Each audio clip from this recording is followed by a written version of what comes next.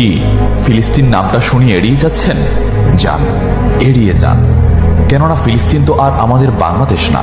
কোনো সমস্যা নেই, এড়িয়ে যান।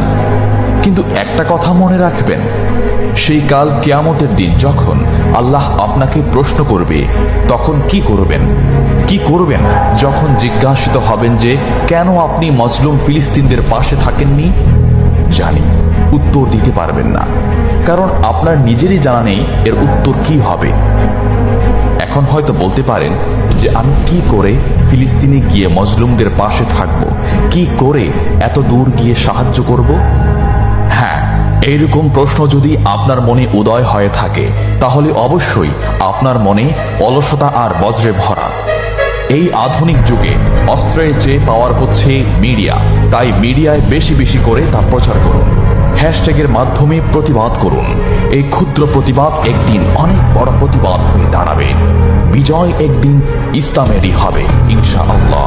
এটা আমার কথা নয়, এটা এই মহাবিশ্বের প্রভুর কথা। একটা কথা মনে রাখবেন, ক্ষুদ্র ক্ষুদ্র বালিকণা, বিন্দু বিন্দু জল গড়ে তুলে পাহাড় পর্বত, সাগর অতল।